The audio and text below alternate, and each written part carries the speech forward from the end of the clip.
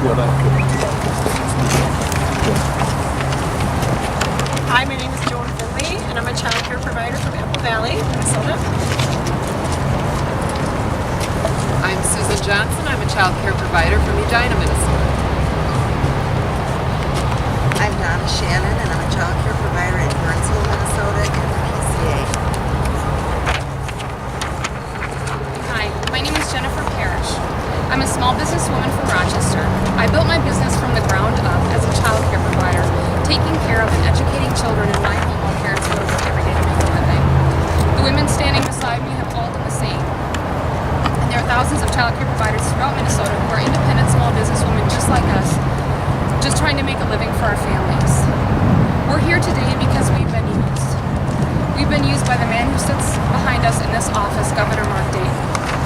Governor Dayton has used us, our businesses, and our livelihoods to pay back AFSCME, the union that stands to rake in millions of dollars taken out of the pockets of women like us who are forced into their union. A union we want absolutely, positively no part of. Less than 1 month after Mark Dayton took office, we received a notice from AFSCME that the governor had made a campaign promise to them. If he were elected, he would turn around and sign an executive order unionizing child care providers. Mark Dayton himself confirmed that he had indeed agreed to do this in the fall leading up to the 2010 election. After getting AFSCME's endorsement and millions of dollars in campaign contributions to his own campaign, the DFL party, and his attack ad front group, the Alliance for a Better Minnesota, Dayton is making good on that promise, doing whatever it takes to force child care providers like us into a union. Those of you in the press are well aware of the great lengths that Mark Dayton has gone to try and force unionization on us, even though the overwhelming majority of us are opposed. The question is why? Mark Dayton won't tell you why, so I will. Because AFSCME is saying that it's payback time, and Dayton is delivering. We've heard a lot in recent years about the so-called war on women being waged by certain politicians. Well, I can tell you for a fact that there is an actual war on women and our livelihoods being waged here in Minnesota, and it's being waged by Mark Dayton and thousands of small business women like us throughout our state who are independent home child care providers are the victims. Let me share with you how Mark Dayton has personally treated us child care providers and women throughout this whole ordeal. First, he agreed to unionize arguably the largest group of businesses owned by women throughout the state without even approaching us about it. Think about that for a second. Trading the rights of over 10,000 small business women without their consent or knowledge in exchange for a political endorsement and campaign contributions. When child care providers learned of this campaign promise, hundreds if not thousands of child care providers across Minnesota began emailing, calling, and writing letters to Governor Dayton. His staff admitted that they were receiving more communication about this issue than the hotly contested Viking Stadium, yet I have not found a single provider in this state who ever received a reply before the executive order was written. A couple of days before the executive order, he reluctantly agreed to meet with only a few of us, and it took nearly 9 months of relentless requests, petitions, and public pressure before he would agree. From the meeting's get-go, it was clear that he was merely checking something off of his list. He wasn't seeking our input or interested in hearing about the hardship forced unionization would cause us or the families that we serve. He'd already made up his mind. This executive order was a done deal, and it sounded as though he had already written it. Although we were very cordial and respectful through this meeting, there came a point where he literally cut me off mid-sentence, slammed his notebook shut, and said, "We're done here," and got up. As if a timer went off. He was done with us. Since then, he has continually mischaracterized our profession and treated us as though we were helpless, incompetent women who are incapable of running a successful business on our own. When addressing child care providers who simply want to retain our First Amendment rights, he refers to us as right-wing extremists, although many of these providers were Democrats who voted for him. The low point was him belittling us in the press, accusing us of throwing little fits when we went to court to challenge his actions. This was embarrassing and offensive. I'm confident that he'd never say this if he were speaking about a group of male business owners.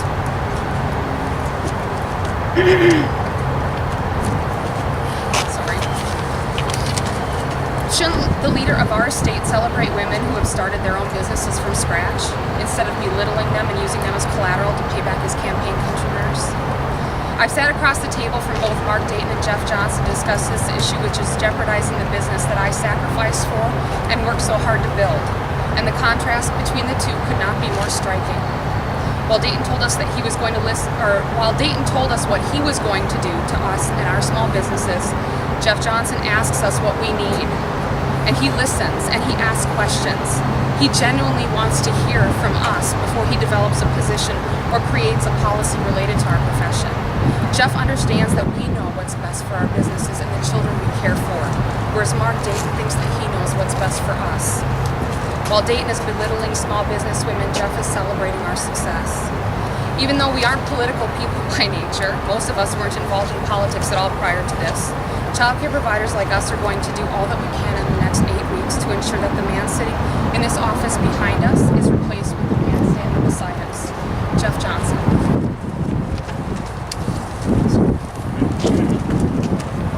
Well, thank you for being here, and I want to first thank Jennifer and her fellow small business women for being here today, for telling their stories, for, I would argue, fighting the good fight, and for doing that knowing that they're probably going to be attacked for it. It's likely to happen. And I think Jennifer set it out really well. Mark Dayton's attempts to force these business women and thousands of other child care providers across the state of Minnesota into unions is really about one thing and one thing only: paying back the union that helped him get elected. That's wrong, and that is un-Minnesota. And I happen to believe any political payback is wrong, but I think this one is worse than a lot of them we see, because it is done at the expense of hardworking businessmen and women, and at the expense of the parents and children that use in-home child care providers in this state. I have a sister up in Detroit Lakes who has had an in-home child care business for quite a few years now. And those families that she serves, they are like her own families. Those children are like her own children. She works on a tiny margin because she chooses to work on a tiny margin. And in order to pay back his political contributors, he is really messing with her livelihood, and he's messing with those families and those children that she so desperately wants to serve. And I think that's shameful. I think Mark Dayton should be ashamed of that. And unfortunately, this is not an isolated incident. There has been a pattern in this administration of political paybacks, and we'll be talking about some of them as the weeks go on. But it's really like nothing we've seen in Minnesota politics before, at least not as long as I've been involved. It's more like what you would be seeing in Washington, D.C. than what we're used to seeing in Minnesota. So my goal is to take back the governor's office for hardworking Minnesotans like these business owners behind me, and like the thousands of child care providers all over the state of Minnesota. So we are happy to take your questions. Jeff, what would you do if you were Well, I don't support what happened. I don't think the governor probably can solve this problem himself. I think it would require legislative action, but I would support that legislative action. But to reverse what happened last year. I don't know if I would, but I certainly would try. I mean, I will tell you that there are likely some DFL senators who voted for that who didn't want to. That's certainly what we have heard about some of the discussions they had beforehand. There was an awful lot of arm twisting to actually get it to happen. And if you remember right, the bill looked like it was dead after a committee meeting, but after some work, there was a DFL senator who switched her vote in order to move it along. So they've gone to great lengths. The governor has gone to great lengths to keep this promise. If you remember, he started out with the executive order, which the court said was unconstitutional, and then they moved it into the legislative realm, and it looked like it was dead, but after some arm twisting, they were able to revive it and get it passed. Then the Supreme Court suggested that maybe this thing is not going to survive, but they moved forward with it anyway. So there's been a great effort, and I think that means it will be hard to reverse, but not impossible. Your campaign and other organizations have made this accusation of political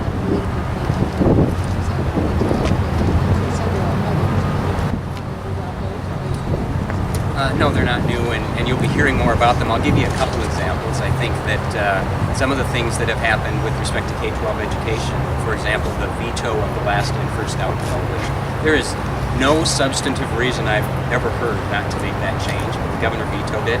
the veto of the Teach for America funding, which was very modest in the grand scheme of things. This is a program that is loved by liberals and conservatives alike and would actually do something for inner city schools that we're not doing right now.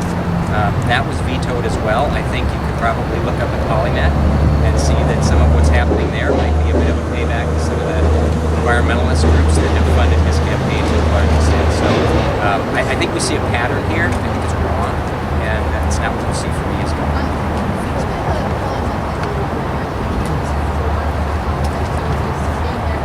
Yes, the private sector unions are for Polymet, absolutely, and most of the people who live on the Iron Range are for Polymet.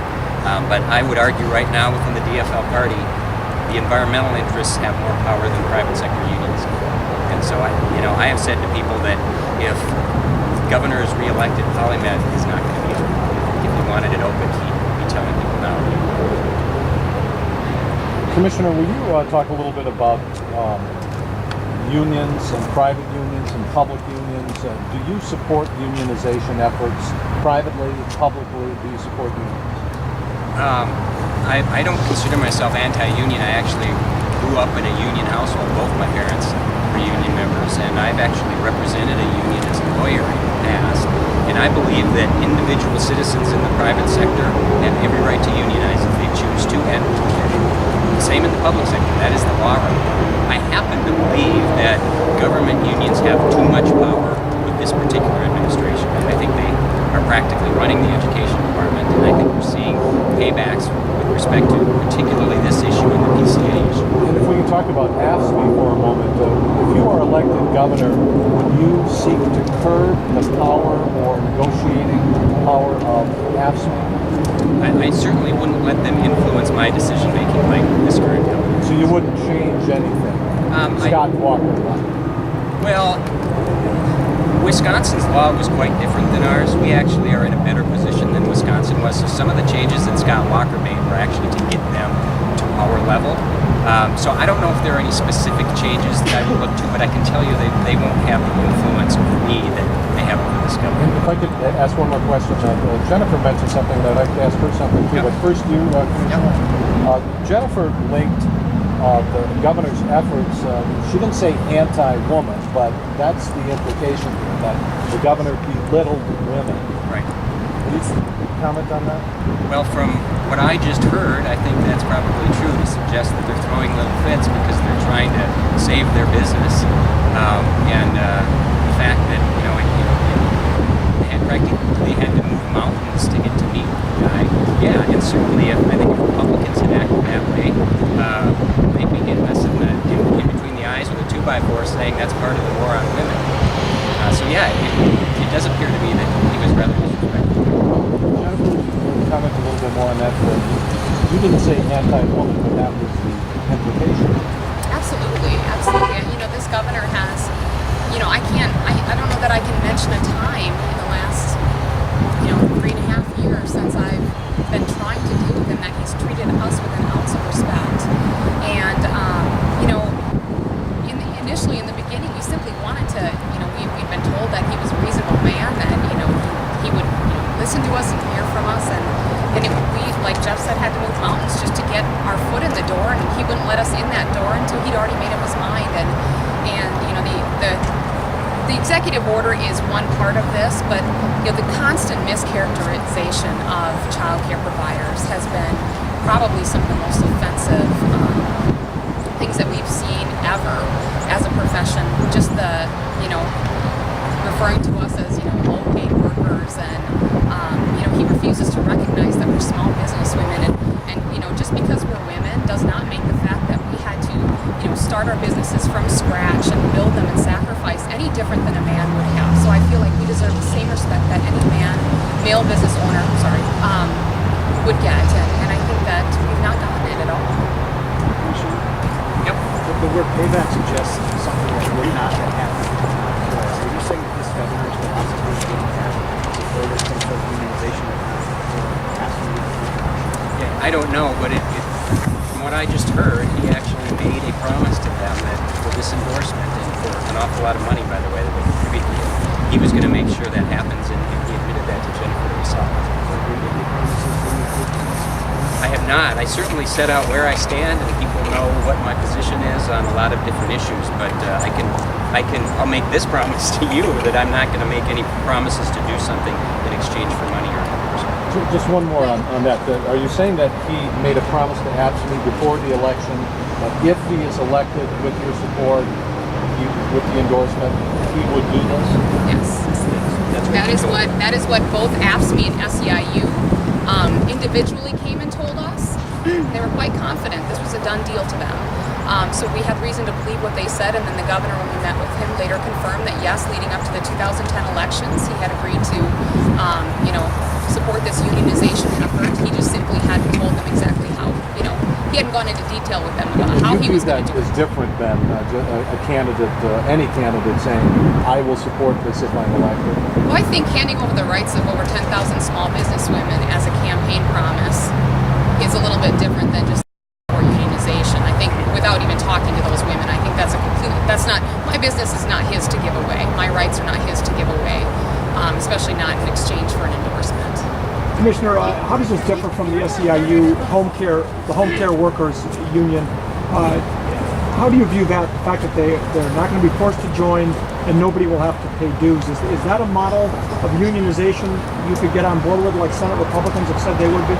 Well, I believe they do have to be members of the union. That's at least my understanding. They may not have to pay the dues or all of the dues, but nonetheless, my understanding is also that it's very difficult for them to get out of that dues pay. So, Jennifer probably knows more about this than I do, but there may be a difference there, but I think the principle is the same. Commissioner, you had just said that they made a promise in exchange for campaign money.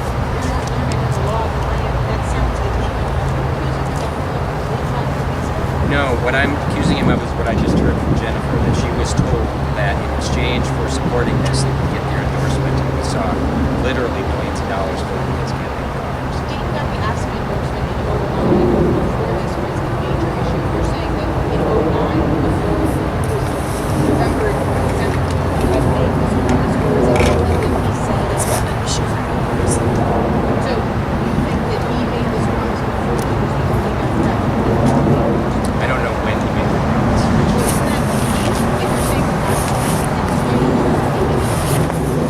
Well, my understanding is he made that promise to them Before the election. Before the election. He didn't give us a date. He just said that it was in leading up to the fall, or leading up to the 2010 elections. I think that played a huge part in his endorsement. Otherwise, it's a question of whether there's a quid pro quo. If there is, that's illegal. Right, If but there's not, who investigates that? It's and without it in writing, how do you prove something like that? We feel as though there's been, personally, child care providers feel like there's a lot of unethical things that have happened to us over the last 9 years since this has happened, and unfortunately, we've had a lot of difficulty getting people to listen to us. The state labor board won't listen to us. The national labor board won't listen to us. So I don't know. We're at a point where we don't even know where to turn to, which is why it's important to elect somebody that's not going to continue to do this to us at every turn. And if I could, are you feeling that your legal challenge might not?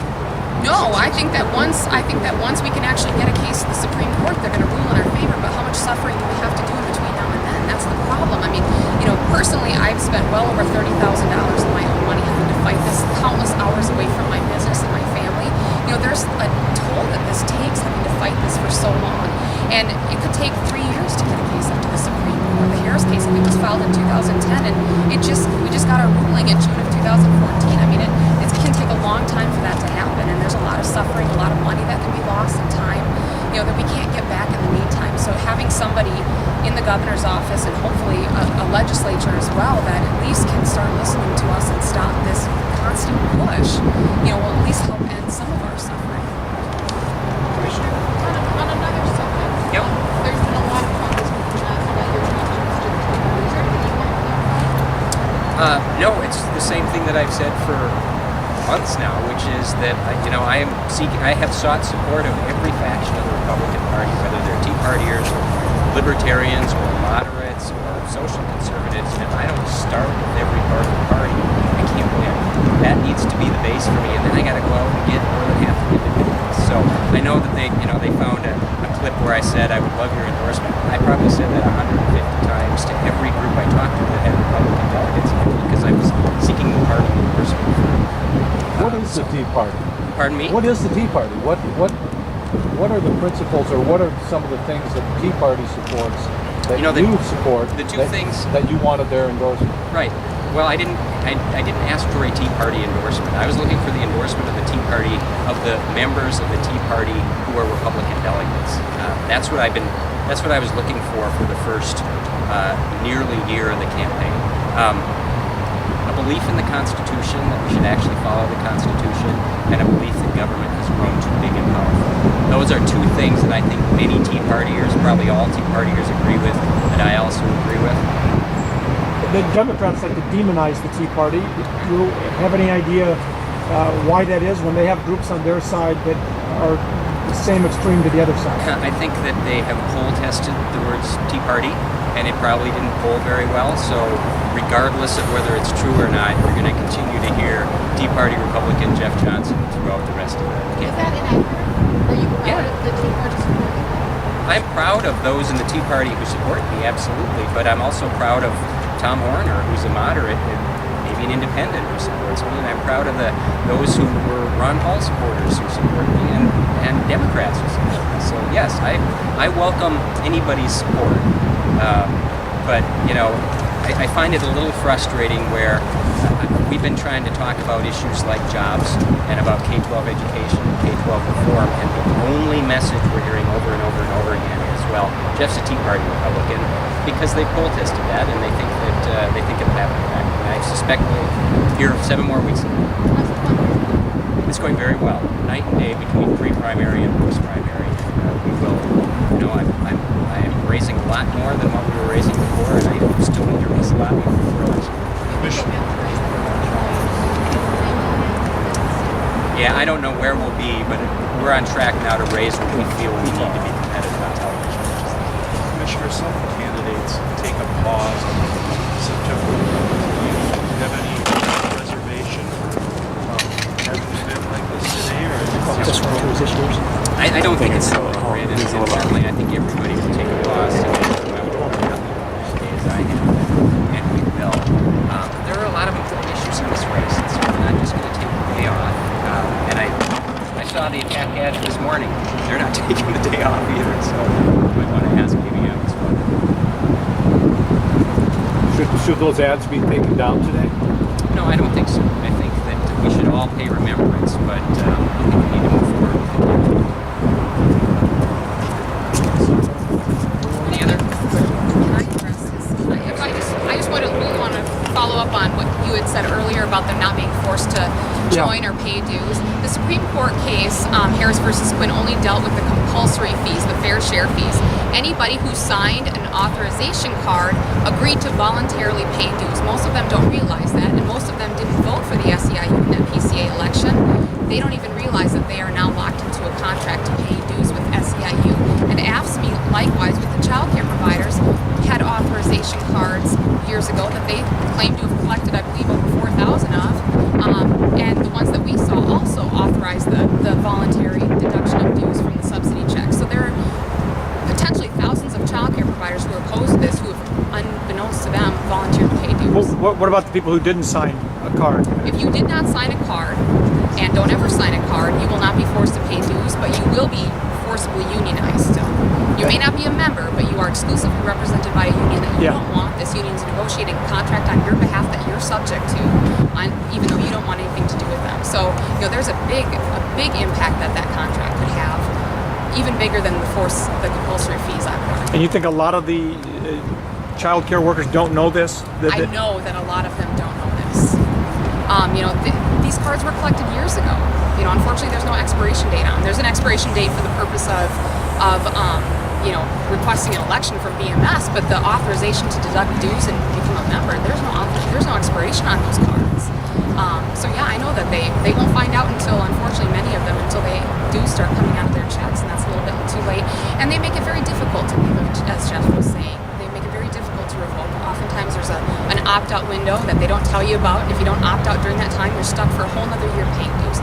They've got a lot of ways to, you know, lock people into paying dues, and there's a a lot of things within a contract that they can negotiate to bring in millions as well, like mandatory training that you must take through the union, grant money that goes to the union first, possible health insurance that goes through the union. So there's a lot of ways that the union can get money above and beyond the compulsory fees. Okay, thanks.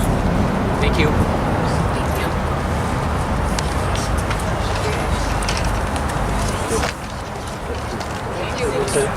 Thank you. Yeah, I have got it. Meet you again, I think. Hi. Oh, hi, Lisa. What did you? I think come here. I think you Parrish, P-A-R-R-I-S-H. Just a bit of a thing. And so I'm a child care provider, so I also speak to providers, but that's not what we're here today. Yes, in Parish versus State, one of the policies. Thank you very much. You bet. Yes. Parish, P-A-R-R-I-S-H. My daughter has prohibition in her Thanks, Jim. my son and has and then staff of 5. Two are permanently at each location. Oh, nothing. No, I would be grandson. I think he wants he's very prepared and Gillette all the time. But they're saying We forgot to vote. I would absolutely sign. I would it's a right to know bill. Sure. But and NCCL folks likely support him. That doesn't mean it's a promise. It means it's a political philosophy to support the NCCL, right? So payback has a different meaning. I mean, I don't know. I mean, look what AFSCME refused to endorse Kim Norton or Tina Lee. Why? Because they voted against child care utilization. It sounds to me like there's a promise you need to make in blood to make it their endorsement. But isn't that how all things work? I don't know. You know, the chamber didn't endorse. There was no promises. Carl Thiessen. Yes, Jeff, there's been any promises. Big said, I mean, we know that AFSCME, Dayton has admitted he promised Right, that he'd do this. I get all that. I'm Right. just, again, And if you splitting Sure. hairs here, but you're doing something that is a bill, which is in exchange for your political support, I will do this for you. A, the timing is important, and B, No, it's not. you have to prove that it wasn't just his philosophy, as Brian said. So, I think it's questions he's got to ask. but Johnson said, I'm Right. not accusing him of something illegal here. Yeah, I So- mean, I look at the evidence is pretty compelling. The Democrats who voted against child care unionization were not endorsed this year by AFSCME. Why was that? They're basically, ask Tina Lee and Kim Norton why they were not endorsed. Right, but Because they voted you- against their bill. But you have to prove the reverse, which is the only reason they voted for the bill was to get their endorsement for their reelection, to make it quid pro quo. You probably have to look at tomorrow too. But there's certainly people that other groups don't endorse because they didn't vote with their interests, whatever they are, right? There's lots of mountains that have been moved for AFSCME to make this happen. Executive order, court says no. Legislation looks like it's dead. That's all great, and that's a great political point. But saying it's payback and that he did something in order to win their money and win their endorsement has a different message to it. And I don't know. And there's good questions for him to ask. He promised them. That was something that was made very clear to them in the person. He promised asking. So was that an exchange for a vote? No. Here's another thing. Johnson has absolutely said, I will support right to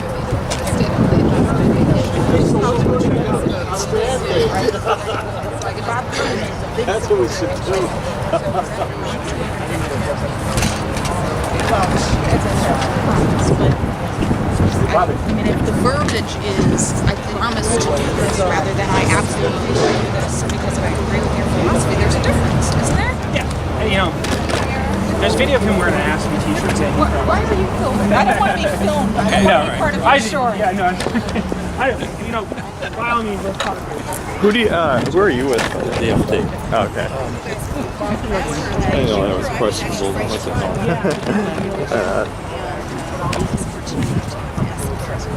So I need to try to figure this out.